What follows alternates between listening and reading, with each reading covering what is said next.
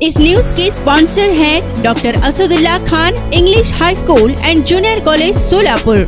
इस्कोच खत्म करो येच मेन काटा है असे सांगत सोलापुरातील लक्ष्मी मार्केट परिसरात प्रॉपर्टीच्या वादातून झालेल्या खुनी हल्ल्या प्रकरणी 4 आरोपींना न्यायालयाने 5 वर्षांची सक्त मजुरीची आणि जखमीस 1,20,000 रुपये नुकसान भरपाई देण्याची शिक्षा ठोठावली असल्याची माहिती जिल्हा सरकारी वकील ॲडव्होकेट प्रदीप सिंग राजपूत यांनी दिली आहे। जहांगीर लालसाब सिंदगीकर वय वर्ष 54, अबू तलहा जहांगीर सिंदगीकर वय वर्ष 25, जैद जहांगीर सिंदगीकर वय वर्ष 29, अबू बकर जहांगीर सिंदगीकर वय वर्ष 27 सर्व राहणार मार्कंडे मंदिराच्या मागे सिद्धेश्वर पेठ लक्ष्मी मार्केट जवळ सोलापूर असे शिक्षा ठोठावण्यात आलेल्या आरोपींची नावे आहे। या संदर्भात जिल्हा सरकारी वकील ॲडव्होकेट प्रदीप सिंग राजपूत यांनी घडली हकीकत व न्यायालयात झालेल्या प्रक्रियेविषयी माहिती दिली आहे।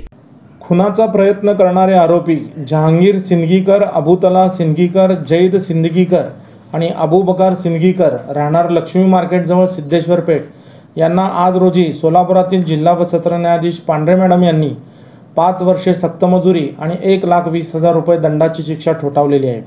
याबाबतची सविस्तर हकीकत अशी की यातील फिर्यादी बनगी सिंदगीकर हा आरोपींच्या घराच्या वाटणीवरून चर्चा करायला तो त्या ठिकाणी गेलेला होता आणि चर्चेच्या दरम्यान त्या दोघांमध्ये म्हणजे आरोपी आणि फिर्यादीमध्ये वाद झाला।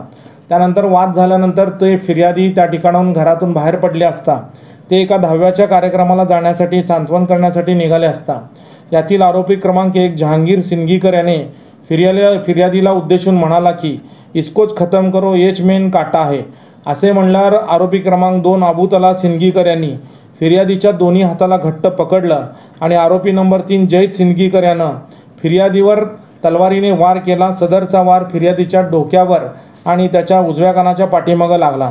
तदनंतर लगेच आरोपी नंबर 1 जहांगीर सिंदगीकर याने हातामध्ये खिळे काढण्याची कटावणी घेतली आणि त्या कटावणीने पुन्हा त्यानं फिर्यादीच्या डोक्यावर वार केला। आरोपी क्रमांक 4 अबू बकर सिंदगीकर याने हातातील रॉडने फिर्यादीच्या डोक्यावर मारले। या दरम्यान फिर्यादीचा भाचा महबूब बागवान हा अडवण्यासाठी त्या ठिकाणी मध्ये आला असता त्याच्या डोक्यात देखील आरोपी क्रमांक जैद याने तलवार मारलेली होती।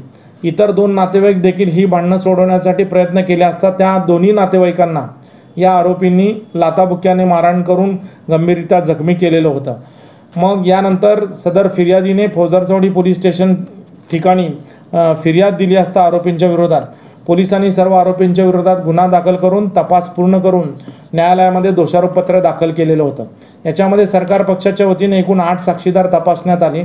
त्यामध्ये 2 जखमी नेत्र साक्षीदार, 1 नेत्र साक्षीदार, पंच, वैद्यकीय अधिकारी आणि तपास अधिकारी यांची साक्ष या ठिकाणी महत्त्वपूर्ण ठरली आणि या पुराव्याच्या आधारावर आम्ही आरोपींनी हा खुनाचा प्रयत्न केलेला आहे हा अपराध सिद्ध केला आणि याच्यामध्ये महत्त्वाचा भाग म्हणजे जखमीच्या कपड्यावर आरोपीचं रक्तगट मिळून आलेलं होतं।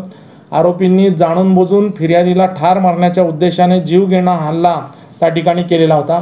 आरोपी क्रमांक 1 बाकीच्या आरोपींना या ठिकाणी गुन्हा करण्यास प्रवृत्त केलेलं होतं असा युक्तिवाद आम्ही सरकार पक्षाच्या वतीने न्यायालयासमोर मांडला असता सरकार पक्षाचा युक्तिवाद मेहरबान कोर्टाने ग्राह्य धरला आणि यातील सर्व आरोपींना भारतीय दंडविधान कलम 307 प्रमाणे 5 वर्षे सक्त मजुरीची शिक्षा, 1,000 रुपये दंड न भरल्यास 30 दिवसांचा कारावास तसेच 323 प्रमाणे 6 महिन्याची शिक्षा, 500 रुपये दंड न भरल्यास 15 दिवसाच्या कारावासाची शिक्षा, 506 प्रमाणे पुन्हा 6 महिन्याची शिक्षा, 500 रुपये दंड न भरल्यास 15 दिवसाच्या कारावासाची शिक्षा सुनावून यातील जखमी नेत्र साक्षीदार आणि दुसरा जखमी नेत्र साक्षीदार असे 2 जखमी नेत्र साक्षीदार होते।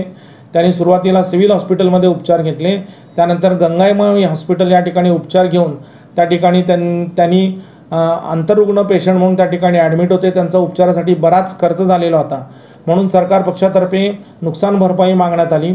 अशी नुकसान भरपाई मागितली असता या ठिकाणी दोन्ही नेत्र साक्षीदारांना 15,000 रुपये प्रत्येक आरोपींनी द्यावेत असे एकूण 1,20,000 रुपये नुकसान भरपाई दोन्ही आरोपींनी मिळून दोन्ही जखमी नेत्र साक्षीदारांना द्यावी असा आदेश माननीय न्यायालयाने पारित केलेला आहे। सदरची घटना कधी घडली होती आणि घटनेचं कारण काय होतं? सदरची घटना ही सर्वसाधारणतः 13/9/2021 रोजी घडलेली होती।